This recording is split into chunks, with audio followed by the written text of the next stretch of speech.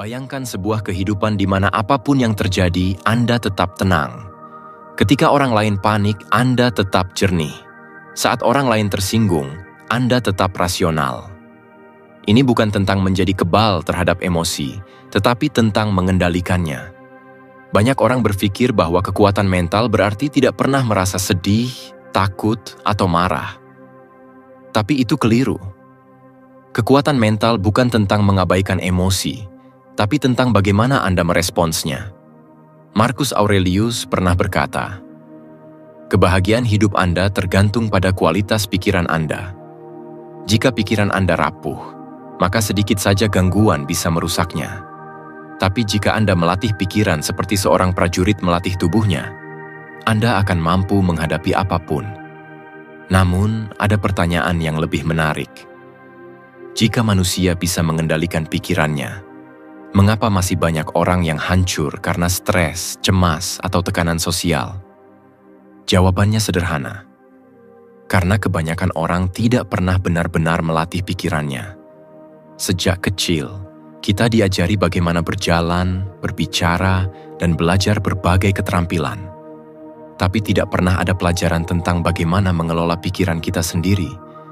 Tidak ada yang mengajarkan kita cara mengatasi ketakutan, mengelola emosi, atau membangun ketahanan mental. Akibatnya, kita tumbuh menjadi orang dewasa yang mudah tersinggung, mudah menyerah, dan selalu terjebak dalam pola pikir negatif. Tapi itu bukan kesalahan Anda.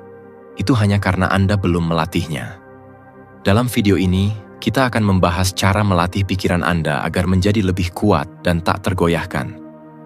Kita akan membahas teknik dari stoikisme, psikologi, dan sains untuk membantu Anda mengendalikan emosi, membangun ketahanan mental, dan mengatasi segala rintangan hidup. Jadi, pastikan Anda menonton sampai akhir, karena setiap poin di video ini bisa mengubah cara Anda melihat dunia. Dan jika Anda ingin lebih banyak konten seperti ini, jangan lupa untuk berlangganan. Sekarang, mari kita mulai dari yang paling mendasar, mengendalikan emosi Anda.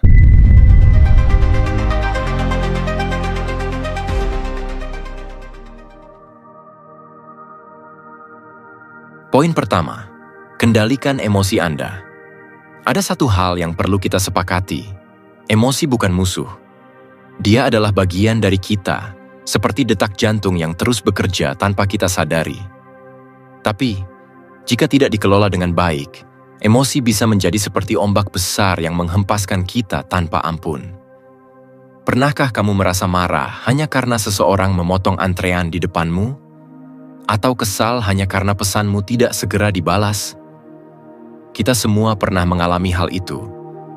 Dan menariknya, saat kita membiarkan emosi mengambil alih, kita bukan hanya kehilangan ketenangan, tapi juga kendali atas diri sendiri. Stoikisme mengajarkan satu prinsip sederhana. Kita tidak bisa mengendalikan dunia luar, tapi kita selalu punya kuasa atas bagaimana kita meresponsnya. Marcus Aurelius mengatakan, "Kebahagiaan hidupmu bergantung pada kualitas pikiranmu." Artinya apapun yang terjadi, kitalah yang menentukan apakah itu akan menghancurkan kita atau justru menguatkan kita. Coba bayangkan ini. Suatu hari, seseorang berkata sesuatu yang menyakitkan kepadamu. Kamu punya dua pilihan. Pertama, membiarkan kemarahan mengambil alih, bereaksi tanpa berpikir, dan akhirnya menyesali ucapanmu sendiri. Kedua, mengambil napas dalam, menyadari bahwa kata-kata mereka bukan tentang dirimu, tapi tentang mereka sendiri. Kamu memilih untuk tetap tenang, dan dalam sekejap, kamu sudah memenangkan permainan yang tidak mereka sadari sedang mereka mainkan. Menariknya, dalam kehidupan sehari-hari, banyak dari kita justru terjebak dalam reaksi spontan. Kita terlalu cepat marah, terlalu cepat tersinggung, terlalu cepat menganggap sesuatu sebagai serangan pribadi. Dan pada akhirnya, kita kelelahan oleh emosi yang sebenarnya bisa kita kelola. Ilmu psikologi menunjukkan bahwa emosi kita dikendalikan oleh amigdala, bagian kecil di otak yang bereaksi terhadap ancaman. Masalahnya, amigdala ini tidak bisa membedakan antara ancaman nyata dan ancaman kecil seperti komentar negatif di media sosial. Itu sebabnya, Kadang hal sepele bisa terasa begitu besar di kepala kita. Tapi ada kabar baiknya. Kita bisa melatih otak untuk tidak langsung bereaksi. Salah satu cara paling sederhana adalah teknik pernapasan. Ketika kamu merasa emosi mulai naik, berhenti sejenak. Tarik napas dalam-dalam, hitung sampai 4, tahan, lalu hembuskan perlahan.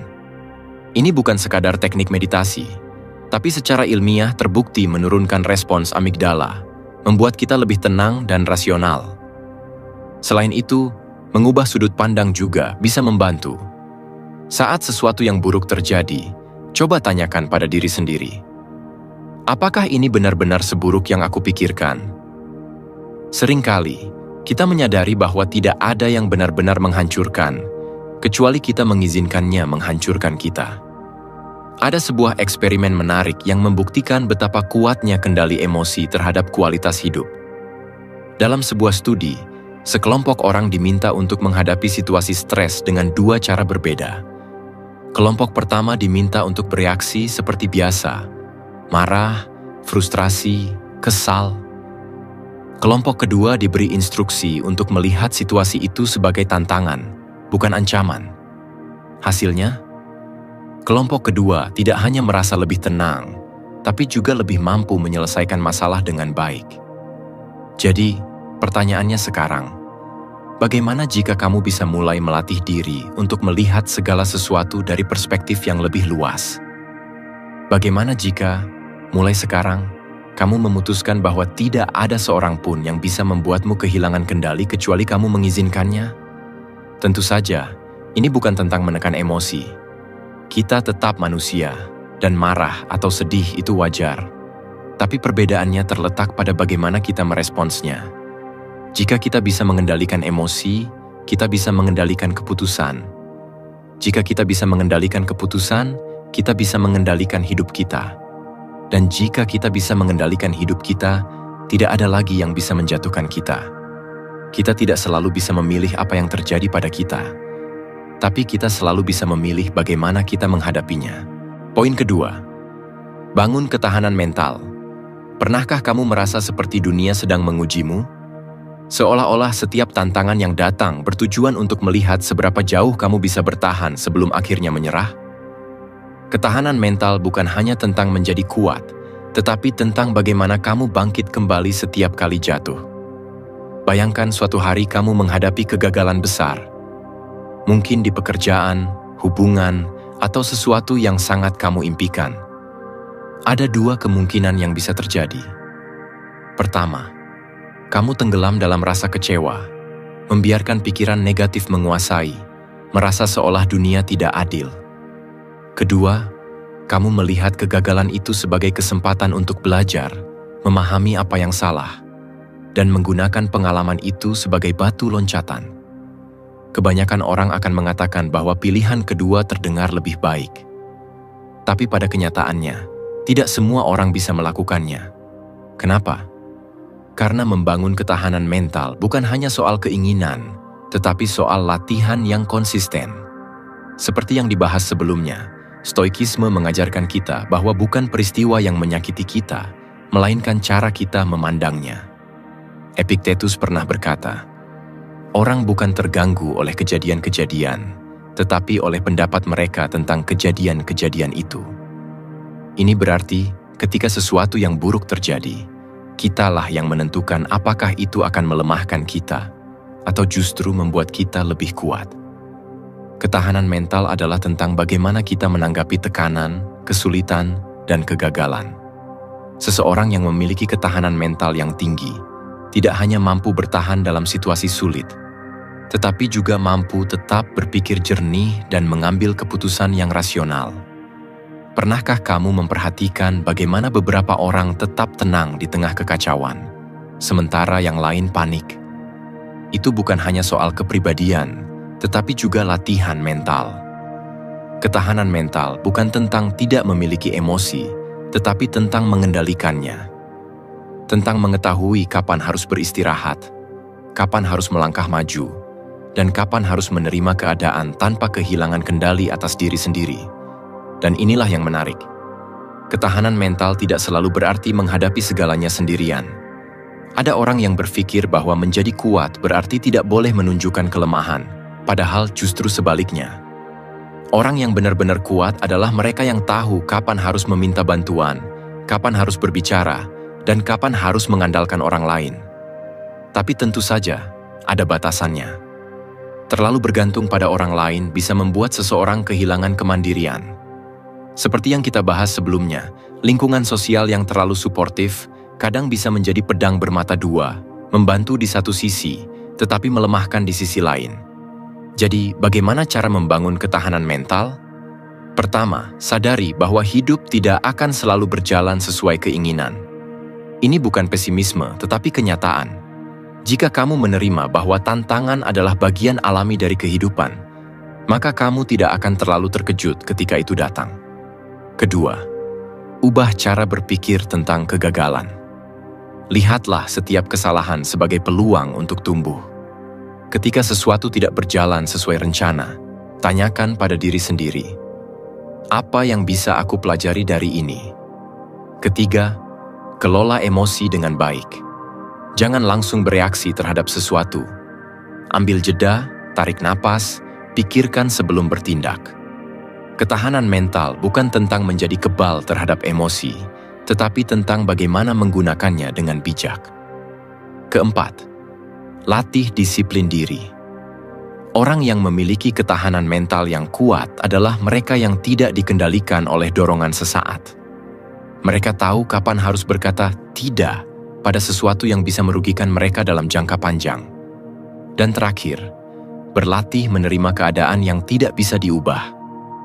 Tidak semua hal ada dalam kendali kita. Menghabiskan energi untuk hal-hal yang tidak bisa diubah hanya akan melemahkan mental kita. Fokuslah pada apa yang bisa kamu kendalikan. Jadi, jika hari ini terasa berat, jika ada sesuatu yang membuatmu ingin menyerah, ingatlah ini. Setiap tantangan yang kamu hadapi adalah latihan untuk membuatmu lebih kuat.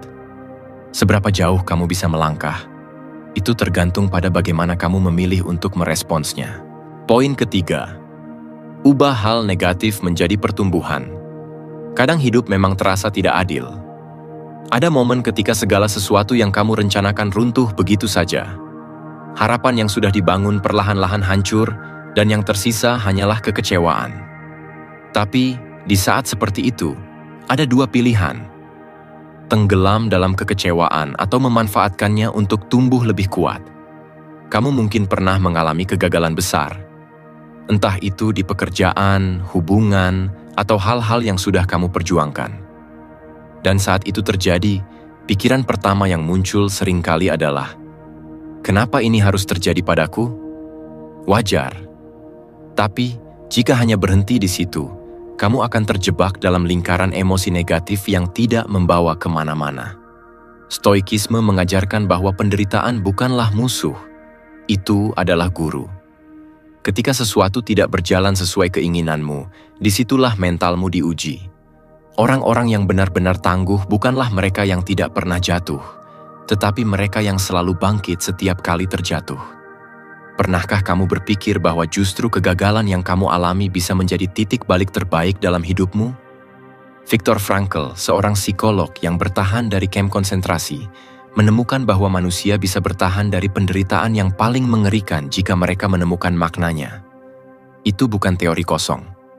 Dalam psikologi ada konsep reframing, yaitu mengubah cara pandang terhadap suatu peristiwa sehingga dampaknya berubah.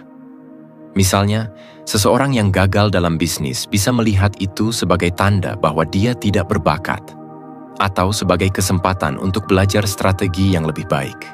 Seorang atlet yang kalah dalam pertandingan bisa menganggap dirinya tidak cukup baik, atau menjadikannya motivasi untuk berlatih lebih keras. Pilihan ada di tanganmu. Tentu saja, ini tidak berarti kita harus selalu mencari sisi positif dalam segala hal secara berlebihan. Tidak semua penderitaan punya makna mendalam. Ada hal-hal yang memang menyakitkan, dan kita perlu mengakuinya. Tapi yang membedakan mereka yang terus maju dan mereka yang terjebak adalah satu hal sederhana. Bagaimana mereka meresponsnya? Kamu mungkin bertanya, bagaimana kalau kegagalan itu terlalu besar? Bagaimana kalau aku tidak punya kekuatan untuk bangkit? Itu juga wajar. Tapi ingat, manusia punya sesuatu yang luar biasa.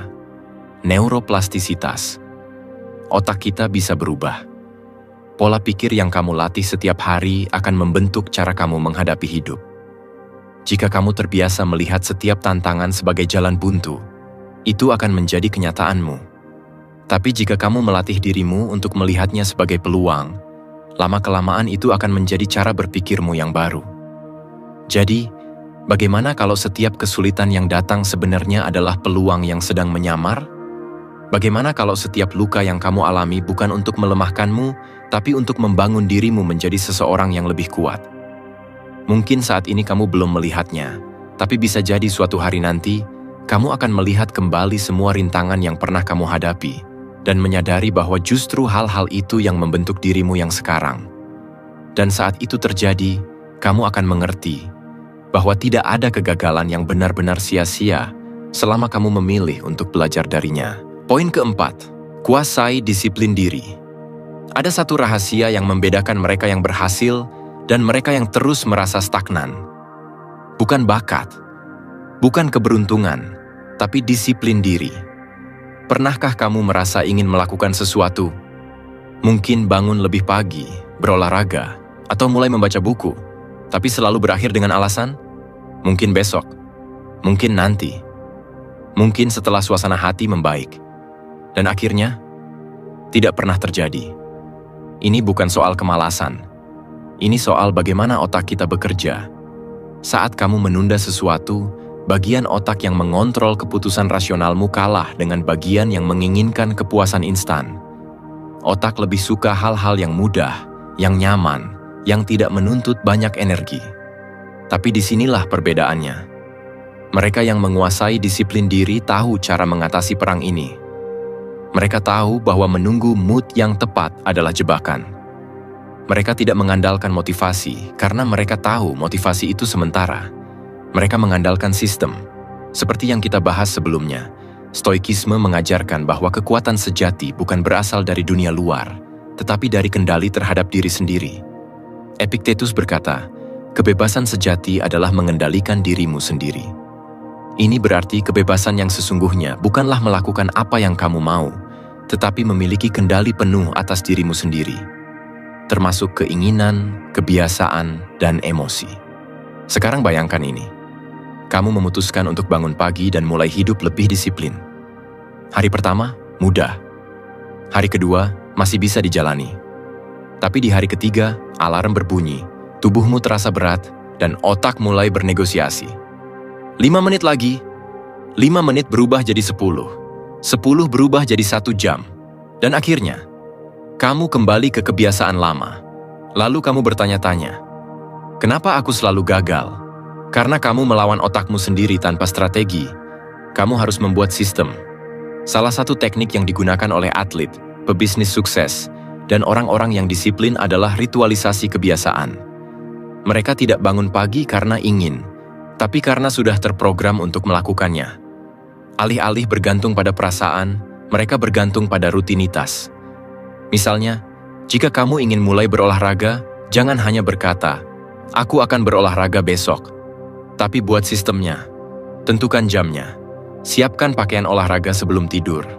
Tempatkan sepatu di tempat yang terlihat. Buat keputusan menjadi mudah. Ada satu teori menarik di sini, the dopamine effect. Saat kamu membangun kebiasaan baru, otak awalnya menolak karena tidak ada reward instan. Tapi jika kamu memberi otakmu alasan untuk menyukai prosesnya, misalnya dengan memberi hadiah kecil setelah menyelesaikan tugas, maka otak akan mulai terbiasa dan akhirnya menikmati kebiasaan itu sendiri. Sekarang, mari kita lihat kemungkinan yang terjadi. Jika kamu berhasil membangun disiplin, hidupmu akan terasa lebih terkendali. Kamu akan memiliki lebih banyak energi, lebih sedikit stres, dan hasil yang lebih baik dalam setiap aspek kehidupan. Tapi jika kamu terus menunda, terus mengandalkan motivasi sesaat, 5 tahun dari sekarang kamu mungkin masih berada di tempat yang sama. Bertanya-tanya kenapa hidup tidak berubah. Jadi pertanyaannya bukan, bagaimana caranya tetap termotivasi? Swing, tapi bagaimana caranya tetap disiplin bahkan ketika aku tidak termotivasi? Jawabannya, buat sistem. Latih otakmu untuk bekerja denganmu, bukan melawanmu. Dan ketika kamu merasa ingin menyerah, ingat satu hal. Setiap orang sukses yang kamu lihat hari ini pernah ada di posisimu. Perbedaannya hanya satu. Mereka tidak menunggu mood yang tepat untuk mulai bertindak. Poin kelima. Bangun ketahanan melalui kegagalan. Bayangkan ini. Kamu baru saja menghabiskan waktu berbulan-bulan untuk mengejar sesuatu yang kamu yakini bisa mengubah hidupmu. Kamu sudah mengerahkan segalanya, melewati malam-malam tanpa tidur, memikirkan setiap strategi. Lalu tiba-tiba, semuanya berantakan. Gagal total. Seakan-akan dunia sedang mengujimu dengan skenario terburuk. Tapi coba pikirkan ini. Apa yang lebih buruk dari kegagalan itu sendiri? Rasa malu? Rasa takut? Atau suara-suara di kepalamu yang mengatakan bahwa kamu tidak cukup baik? Inilah yang seringkali lebih menyakitkan daripada kegagalannya sendiri. Penilaian yang kita buat dalam pikiran kita. Para filsuf Stoik seperti Marcus Aurelius melihat kegagalan bukan sebagai akhir, tetapi sebagai batu loncatan. Mereka tidak percaya pada konsep hidup tanpa rintangan. Justru sebaliknya, mereka menganggap rintangan sebagai bagian alami dari kehidupan. Jika jalan yang kamu tempuh tidak pernah membuatmu tersandung, mungkin itu bukan jalan menuju pertumbuhan. Sekarang pertanyaannya, bagaimana cara membangun ketahanan terhadap kegagalan? Pertama, ubah cara kamu memandangnya. Otak kita dirancang untuk merespons kegagalan dengan rasa sakit. Karena di masa lalu, kegagalan bisa berarti bahaya nyata, ditolak dari kelompok, kehilangan sumber daya, atau bahkan kehilangan nyawa. Tapi di zaman sekarang, kegagalan hanya berarti satu hal, pelajaran. Jika kamu bisa menggeser perspektif ini, kegagalan tidak akan lagi terasa seperti akhir dunia, melainkan hanya bagian dari proses. Kedua, jangan biarkan tekanan sosial mengendalikan hidupmu. Banyak orang takut gagal bukan karena kegagalannya sendiri, tetapi karena takut dihakimi. Mereka takut orang lain akan melihat mereka sebagai pecundang, sebagai orang yang tidak sukses. Tapi coba pikirkan ini. Berapa banyak dari mereka yang benar-benar peduli? Sejujurnya, sebagian besar orang lebih sibuk dengan kehidupan mereka sendiri. Ketiga, jangan hanya menerima kegagalan, tapi gunakan itu sebagai alat untuk berkembang. Orang-orang sukses bukanlah mereka yang tidak pernah gagal, tetapi mereka yang terus mencoba meskipun telah gagal berkali-kali. Seorang anak kecil tidak akan pernah belajar berjalan jika ia takut terjatuh. Sama halnya dengan kita. Kita tidak akan pernah berkembang jika kita tidak berani menghadapi kegagalan. Dan inilah yang menarik. Kegagalan bisa menjadi semacam penyaring alami. Ia akan menyingkirkan mereka yang hanya mencoba setengah hati dan membiarkan mereka yang benar-benar berdedikasi bertahan. Jadi jika kamu masih bertahan setelah mengalami serangkaian kegagalan, itu berarti satu hal. Kamu lebih kuat dari yang kamu kira. Tapi tentu ada batasnya. Tidak semua kegagalan harus diterima begitu saja. Ada perbedaan antara gagal karena mencoba dan gagal karena tidak belajar. Jika kamu terus melakukan kesalahan yang sama berulang kali tanpa perubahan, itu bukan pertumbuhan, itu kebodohan. Jadi sekarang, pikirkan kembali kegagalan yang pernah kamu alami. Apakah itu benar-benar kegagalan atau hanya bagian dari perjalananmu? Mungkin, suatu hari nanti, kamu akan melihat ke belakang dan menyadari bahwa kegagalan yang dulu terasa seperti akhir dunia sebenarnya adalah awal dari sesuatu yang jauh lebih besar. Dan siapa tahu, mungkin tanpa kegagalan itu, kamu tidak akan pernah menjadi versi terbaik dari dirimu sendiri. Poin keenam, menjadi tak terhentikan. Bayangkan kamu berdiri di tengah badai, angin kencang mencoba menjatuhkanmu, hujan deras menghantam wajahmu, tapi kamu tetap berdiri. Kamu tidak mundur, tidak bersembunyi. Kamu menerima badai itu, membiarkannya menerpa tubuhmu, karena kamu tahu satu hal, badai ini bukan musuh. Badai ini adalah bagian dari perjalananmu. Inilah yang dimaksud dengan menjadi tak terhentikan. Bukan berarti kamu tidak pernah mengalami kesulitan, bukan berarti kamu tidak pernah goyah. Tapi setiap kali dunia mencoba menjatuhkanmu, kamu tidak menyerah. Kamu bangkit. Lagi dan lagi. Dalam stoikisme, ada satu konsep yang bisa mengubah cara kita melihat hidup. Amor fati, mencintai takdir. Ini bukan sekadar menerima apa yang terjadi, tapi benar-benar mencintainya. Setiap kejadian dalam hidup, baik atau buruk, adalah bagian dari perjalanan yang membentuk kita. Seperti yang dikatakan Marcus Aurelius, halangan di jalan justru menjadi jalan itu sendiri. Masalah yang kamu hadapi sekarang, itu bukan tembok yang menghalangi, itu adalah batu loncatan. Tapi bagaimana cara melatih mentalitas ini? Pertama, kita harus memahami bahwa rasa sakit bukan alasan untuk berhenti. Setiap orang mengalami kegagalan. Setiap orang merasakan kelelahan. Bedanya, mereka yang tak terhentikan tidak melihat kegagalan sebagai tanda untuk menyerah. Mereka melihatnya sebagai latihan. Seperti seorang petinju yang terus bertarung meskipun tubuhnya sudah penuh luka. Karena dia tahu, setiap pukulan yang dia terima hanya membuatnya lebih kuat. Kedua, berhenti mencari jalan yang lebih mudah. Banyak orang menghindari tantangan, berpikir bahwa jika mereka cukup pintar, mereka bisa menemukan cara yang lebih nyaman. Tapi kenyataannya, tidak ada jalan pintas menuju ketahanan mental. Jika kamu ingin menjadi seseorang yang benar-benar tangguh, kamu harus siap menghadapi kesulitan, bukan menghindarinya. Ketiga, belajar menikmati tekanan. Saat seseorang menghadapi kesulitan, biasanya mereka ingin segera keluar dari situasi itu. Tapi coba pikirkan ini. Apa yang terjadi jika kamu justru mulai menikmatinya? Jika setiap tantangan yang datang kamu lihat sebagai kesempatan untuk tumbuh. Ada sebuah penelitian yang menarik tentang neuroplastisitas. Bagaimana otak manusia bisa berubah dan beradaptasi. Saat kita terus menghadapi kesulitan dan tidak menyerah, otak kita membentuk jalur saraf baru. Seiring waktu, kita menjadi lebih tangguh, lebih percaya diri, lebih siap menghadapi apapun. Tentu saja, ada sisi lain dari mentalitas ini. Terlalu fokus pada tujuan bisa membuat seseorang mengabaikan kesejahteraan mentalnya. Pernahkah kamu melihat seseorang yang begitu ambisius sampai dia lupa untuk menikmati hidup? Ada garis tipis antara ketahanan dan keras kepala, dan kalau kita tidak hati-hati, kita bisa terjebak di sisi yang salah. Jadi, bagaimana caranya menemukan keseimbangan? Mungkin jawabannya ada di pertanyaan ini. Apakah kamu mengendalikan ambisimu atau ambisimu yang mengendalikanmu? Menjadi tak terhentikan bukan berarti terus berlari tanpa henti. Kadang, itu berarti tahu kapan harus melangkah, kapan harus istirahat, kapan harus menyesuaikan arah.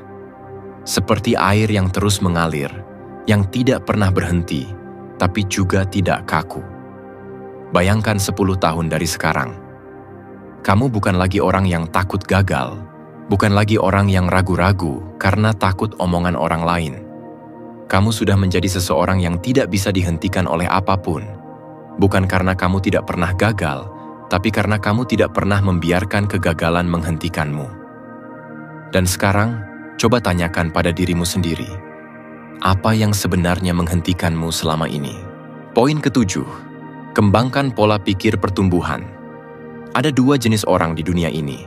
Yang pertama, mereka yang menganggap kegagalan sebagai tanda bahwa mereka tidak cukup baik, lalu menyerah. Yang kedua, mereka yang melihat kegagalan sebagai umpan balik, sebuah petunjuk bahwa ada sesuatu yang perlu diperbaiki, dipelajari, dan ditingkatkan. Kamu tahu mana yang lebih kuat. Seperti yang kita bahas sebelumnya, stoikisme mengajarkan bahwa ada hal-hal yang tidak bisa kita kendalikan. Tapi satu hal yang selalu ada dalam genggaman kita adalah cara berpikir. Pola pikir pertumbuhan adalah cara kita melatih otak untuk tidak melihat batasan, tapi kemungkinan. Ketika orang lain melihat dinding, kita melihat pintu yang bisa dibuka. Bayangkan kamu sedang berusaha mencapai sesuatu yang besar, impian yang sudah lama kamu pikirkan. Tapi di tengah jalan, kamu gagal. Bukan hanya sekali, tapi berkali-kali. Saat itu, ada suara kecil di dalam kepala yang mulai berkata, "Mungkin ini bukan untukmu, mungkin kamu tidak cukup berbakat." Tapi bagaimana jika aku katakan bahwa itu hanyalah ilusi? Bahwa kegagalan tidak pernah menjadi bukti bahwa kamu tidak mampu. hanya bukti bahwa kamu sedang dalam proses. Otak manusia memiliki sesuatu yang disebut neuroplastisitas, kemampuan untuk terus berubah dan beradaptasi. Setiap kali kamu menghadapi tantangan dan bertahan, otakmu secara harfiah membangun jalur baru, membuatmu lebih kuat, lebih cerdas, dan lebih siap menghadapi hal yang lebih besar. Jadi, jika kamu pernah berpikir bahwa aku tidak pandai dalam ini, coba ubah sedikit cara berpikirnya. Aku belum pandai dalam ini, tapi aku bisa belajar. Orang-orang yang memiliki pola pikir pertumbuhan melihat kegagalan sebagai bagian dari perjalanan. Mereka tahu bahwa tidak ada yang langsung mahir dalam sesuatu. Setiap ahli yang kamu kenal, setiap orang sukses yang kamu kagumi, dulu juga pernah menjadi pemula yang melakukan kesalahan. Lihatlah seorang atlet, seorang musisi, atau seorang pengusaha sukses. Mereka tidak terlahir dengan kemampuan itu. Mereka melatihnya, jatuh, bangkit, dan terus mencoba. Jika kamu merasa terjebak dalam pola pikir tetap, tanyakan pada dirimu sendiri, apa yang sebenarnya menghentikanku? Apakah aku benar-benar tidak bisa, atau aku hanya takut gagal? Jika aku terus mencoba selama setahun lagi, bagaimana hidupku bisa berubah? Apakah aku ingin menyesal di masa depan hanya karena aku berhenti terlalu cepat? Mungkin kamu pernah mendengar seseorang berkata, "Aku tidak berbakat dalam ini." Tapi yang jarang kita sadari adalah, seringkali itu bukan masalah bakat, hanya masalah latihan dan ketekunan.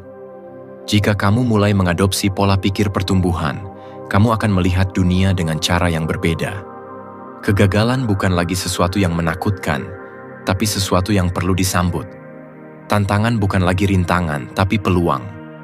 Dan yang paling penting, kamu akan menyadari bahwa satu-satunya batasan yang nyata adalah yang kamu ciptakan sendiri. Jadi, jika ada sesuatu yang ingin kamu capai, jangan berhenti hanya karena terasa sulit. Itu hanya berarti kamu sedang tumbuh. Poin ke-8. Program ulang pola pikir Anda. Bayangkan kamu sedang berdiri di depan cermin, menatap pantulan dirimu sendiri. Ada dua suara di dalam kepalamu. Satu mengatakan bahwa kamu mampu, yang lain meragukanmu. Pernahkah kamu bertanya-tanya, suara mana yang lebih sering kamu dengar? Pikiran kita adalah seperti tanah subur. Apa yang kita tanam di dalamnya, itulah yang akan tumbuh. Jika yang kita tanam adalah ketakutan, maka kita akan hidup dalam bayang-bayang keraguan. Tapi jika kita mulai menanam keberanian, maka lambat laun, pola pikir kita akan berubah. Dalam filsafat stoikisme, ada satu prinsip sederhana. Bukan keadaan yang menentukan perasaan kita, tetapi cara kita melihat keadaan itu. Marcus Aurelius pernah berkata, "Jika kamu terganggu oleh sesuatu dari luar, rasa sakit itu bukan karena hal itu sendiri, tetapi karena penilaianmu terhadapnya. Dan kamu punya kekuatan untuk menghapus penilaian itu kapan saja." Kita sering berpikir bahwa untuk merasa lebih baik, keadaan di sekitar kita harus berubah. Tapi kenyataannya, perubahan terbesar datang dari dalam. Otak manusia memiliki sesuatu yang disebut neuroplastisitas, kemampuan untuk beradaptasi dan membentuk ulang jalur pikirannya. Ini berarti cara kita berpikir hari ini bukanlah sesuatu yang permanen. Jika selama ini kita terbiasa melihat kegagalan sebagai akhir, kita bisa melatih otak kita untuk melihatnya sebagai awal. Jika kita sering merasa tidak cukup baik, kita bisa melatih diri untuk fokus pada pertumbuhan, bukan keterbatasan. Tapi tentu saja, mengubah pola pikir bukan hanya sekadar berkata, "Mulai sekarang, aku akan berpikir positif." Tidak sesederhana itu. Ini membutuhkan latihan, seperti membangun otot di gym. Setiap kali kita mengubah respons terhadap suatu masalah, kita sedang membentuk ulang jalur saraf di otak kita. Misalnya, ketika menghadapi kritik, biasanya kita langsung defensif. Ini reaksi otomatis yang tertanam sejak lama. Tapi bagaimana jika kali ini kita berhenti sejenak, mengambil napas, dan bertanya, apa yang bisa aku pelajari dari ini? Awalnya mungkin terasa sulit, tapi semakin sering kita melakukannya, semakin alami itu terasa. Banyak orang sukses memahami hal ini. Mereka menggunakan teknik seperti visualisasi untuk memprogram ulang pola pikir mereka. Atlet profesional, misalnya, sering membayangkan diri mereka menang sebelum pertandingan dimulai. Mereka tidak hanya melatih fisik, tapi juga pikiran mereka untuk percaya bahwa kemenangan adalah mungkin. Tapi tentu saja, ada batasnya. Mengubah pola pikir tanpa mempertimbangkan realitas bisa berbahaya. Misalnya, berpikir positif tanpa tindakan hanya akan menjadi delusi. Atau memaksa diri untuk terus berpikir optimis tanpa pernah mengakui emosi negatif malah bisa merusak mental. Jadi, bagaimana caranya menyeimbangkan ini? Sederhana. Sadari bahwa pola pikir bukan tentang menipu diri sendiri, tapi tentang memberi diri kita perspektif yang lebih baik. Jika hari ini terasa berat, jangan paksakan diri untuk harus bahagia. Sebaliknya, tanyakan, apa satu hal kecil yang bisa aku ubah hari ini agar besok lebih baik? Karena pada akhirnya, kita bukan korban dari pola pikir kita. Kita adalah arsitek yang bisa membentuknya. Poin ke-9, kembangkan keyakinan diri yang tak tergoyahkan. Pernahkah kamu merasa ragu dengan dirimu sendiri? Seolah-olah ada suara kecil di kepalamu yang terus bertanya, apakah aku cukup baik? Apakah aku pantas berada di sini? Suara itu tidak datang dari luar. Itu berasal dari dalam dirimu sendiri, dari keyakinan yang kamu bangun selama ini. Keyakinan diri yang tak tergoyahkan bukan tentang merasa lebih hebat dari orang lain. Bukan tentang meyakinkan diri dengan kata-kata kosong, tapi tentang memahami satu hal mendasar. Kamu memiliki kendali atas dirimu sendiri. Dunia bisa berubah, situasi bisa kacau, orang-orang bisa mengomentari apa saja, tapi dirimu, itu sesuatu yang bisa kamu kendalikan. Bayangkan sebuah ruangan yang dipenuhi orang-orang berbicara. Ada yang berbicara dengan percaya diri, ada yang terlihat ragu-ragu, dan ada yang hanya diam, takut untuk bersuara. Kamu melihat ke sekeliling dan bertanya, apa yang membuat mereka berbeda? Jawabannya bukan bakat, bukan latar belakang, bukan juga keberuntungan. Itu pola pikir. Orang dengan keyakinan diri yang tinggi bukanlah mereka yang tidak pernah ragu, tapi mereka yang tahu bagaimana menghadapi keraguan itu.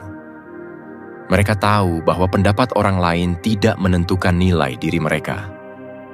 Mereka paham bahwa kegagalan bukan alasan untuk berhenti, melainkan kesempatan untuk belajar. Tapi bagaimana caranya? Bagaimana membangun keyakinan diri yang benar-benar kuat? Pertama, mulai dengan memahami bahwa dunia ini tidak bisa selalu kamu kendalikan. Tapi pikiranmu, itu sepenuhnya dalam genggamanmu. Marcus Aurelius mengatakan bahwa kualitas hidupmu bergantung pada kualitas pikiranmu. Kalau setiap kali kamu melihat kegagalan sebagai akhir, maka itulah yang akan terjadi. Tapi kalau kamu melihatnya sebagai bagian dari proses, maka kamu tidak akan mudah goyah. Kedua, berhenti mengukur diri berdasarkan standar orang lain. Kita hidup di zaman di mana setiap pencapaian seseorang dipamerkan di media sosial. Semua orang terlihat sukses, terlihat bahagia, terlihat sempurna. Dan kamu mulai merasa tertinggal, tapi kenyataannya, yang kamu lihat hanyalah potongan kecil dari hidup mereka. Kamu tidak tahu perjuangan mereka, kegagalan mereka, ketakutan mereka. Jadi mengapa membandingkan dirimu dengan sesuatu yang tidak nyata? Ketiga, biasakan berbicara dengan dirimu sendiri seperti kamu berbicara dengan sahabatmu. Kalau temanmu gagal, apakah kamu akan berkata, "Kamu memang bodoh, seharusnya tidak mencoba"? Tentu tidak. Tapi mengapa kamu berkata seperti itu kepada dirimu sendiri? Kata-kata yang kamu ucapkan kepada diri sendiri lebih berpengaruh daripada yang kamu kira. Dan terakhir, terimalah bahwa kamu tidak harus menjadi sempurna untuk merasa cukup. Keyakinan diri bukan tentang tidak pernah takut atau ragu, tapi tentang tetap bergerak maju meskipun ada rasa takut itu. Jadi, bayangkan jika hari ini kamu mulai membangun keyakinan diri yang berbeda. Jika kamu mulai melihat kegagalan sebagai pelajaran, berhenti membandingkan diri, dan berbicara kepada dirimu sendiri dengan lebih baik. Bagaimana hidupmu akan berubah? Mungkin kamu akan mulai menyadari bahwa selama ini kamu sudah cukup baik. Kamu hanya perlu berhenti meragukan dirimu sendiri. Poin ke-10, kelola stres dengan efektif. Kamu pernah merasa dunia ini seolah menekanmu dari segala arah? Tuntutan pekerjaan, ekspektasi orang-orang, atau mungkin sesuatu yang bahkan sulit kamu jelaskan. Rasanya seperti ada beban tak terlihat yang terus menghimpit, membuatmu terjaga di malam hari, merenungkan hal-hal yang belum tentu terjadi. Tapi begini, apakah stres itu sendiri yang membuatmu menderita, atau cara pikiranmu mempersepsikannya? Seperti yang pernah dikatakan Marcus Aurelius, jika kamu terganggu oleh sesuatu dari luar, penderitaan itu bukan karena hal itu sendiri, tetapi karena penilaianmu terhadapnya. Ini menarik, karena jika stres benar-benar berasal dari luar, seharusnya semua orang merespons hal yang sama dengan cara yang sama. Namun, kenyataannya tidak begitu. Ada orang yang tetap tenang saat menghadapi tekanan besar, sementara yang lain langsung merasa kewalahan hanya dengan sedikit dorongan. Jadi, kalau stres itu bisa berbeda untuk setiap orang, artinya kita punya kendali atasnya, bukan? Sekarang bayangkan dirimu dalam situasi ini. Kamu baru saja mengalami hari yang melelahkan. Semuanya terasa berantakan, dan kamu mulai merasa frustrasi. Tapi kemudian, di tengah kekacauan itu, kamu berhenti sejenak. Tarik napas. Sadar bahwa satu-satunya hal yang bisa kamu kontrol adalah reaksimu sendiri. Kamu tidak bisa mengubah apa yang sudah terjadi, tapi kamu bisa memilih bagaimana menghadapinya. Dan inilah inti dari mengelola stres secara efektif. Bukan menghindarinya, bukan berharap dunia tiba-tiba jadi lebih ringan, tapi melatih dirimu untuk tetap tenang di tengah badai. Stres memang punya sisi gelapnya. Jika dibiarkan, ia bisa merusak kesehatan mental dan fisikmu. Tingginya kadar kortisol dalam tubuh akibat stres berkepanjangan dapat merusak hipokampus, bagian otak yang bertanggung jawab atas memori dan pembelajaran. Ini menjelaskan kenapa saat kita terlalu stres, kita jadi lebih mudah lupa, sulit berkonsentrasi, bahkan kehilangan motivasi. Dalam jangka panjang, stres yang tidak dikelola bisa membuat seseorang merasa kosong, bukan karena hidupnya buruk, tapi karena pikirannya sudah terlalu lelah untuk berjuang. Tapi di sisi lain, stres juga bisa menjadi bahan bakar. Banyak orang yang justru tumbuh dan berkembang setelah melewati tekanan besar dalam hidup mereka. Beberapa orang menjadi lebih kuat, lebih tangguh, bahkan lebih kreatif karena stres memaksa mereka berpikir di luar kebiasaan. Jadi mungkin pertanyaannya bukan, bagaimana cara menghilangkan stres? Tapi lebih ke bagaimana cara menggunakannya sebagai alat untuk berkembang. Salah satu cara paling efektif adalah dengan mengubah cara pandang terhadap stres itu sendiri. Filosofi Stoikisme mengajarkan konsep amor fati, mencintai takdir. Bukan hanya menerima segala sesuatu yang terjadi, tapi benar-benar merangkulnya sebagai bagian dari perjalanan hidup. Jika kamu melihat stres sebagai musuh, kamu akan terus berusaha melawannya, dan itu melelahkan. Tapi kalau kamu melihatnya sebagai sesuatu yang bisa membantumu berkembang, kamu akan mulai menggunakannya sebagai alat untuk bertumbuh. Selain itu, ada cara-cara praktis yang bisa diterapkan. Meditasi ala Stoikisme, misalnya. Bukan sekadar duduk diam dan menenangkan diri, tapi benar-benar mengarahkan pikiran untuk menghadapi kenyataan dengan lebih rasional. Banyak tokoh sukses yang menjadikan refleksi diri sebagai rutinitas harian mereka. Bukan karena mereka tidak pernah stres, tapi karena mereka tahu cara mengelolanya dengan baik. Dan satu hal lagi, pernahkah kamu bertanya, bagaimana jadinya kalau kita bisa benar-benar menghilangkan stres? Apakah dunia akan menjadi tempat yang lebih damai? Mungkin. Tapi tanpa stres, akankah kita tetap memiliki dorongan untuk maju? Atau justru kita akan kehilangan alasan untuk berusaha? Pada akhirnya, mungkin bukan stres yang perlu kita khawatirkan, tapi bagaimana cara kita menggunakannya untuk menjadi lebih baik. Kesimpulan. Jadi kalau dipikir-pikir, mental yang kuat itu bukan tentang menjadi kebal terhadap rasa sakit atau tidak pernah goyah.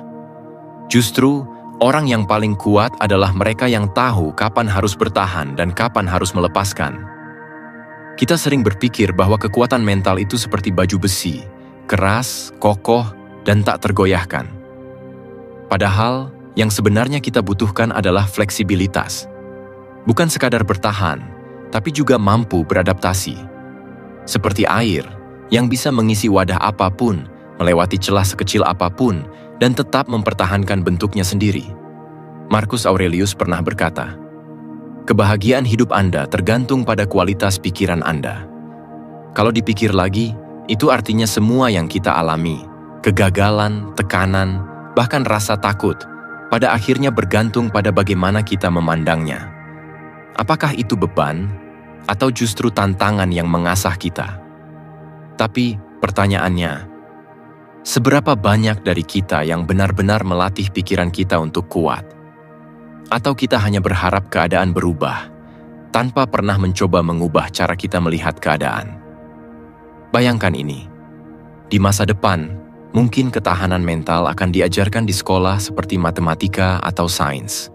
Anak-anak akan belajar bagaimana menghadapi kegagalan tanpa takut dihukum. Mungkin ada teknologi yang bisa melatih mental kita dengan satu klik. Tapi, apakah itu akan membuat kita lebih kuat atau justru lebih lemah? Yang jelas, kita tidak bisa menunggu dunia berubah.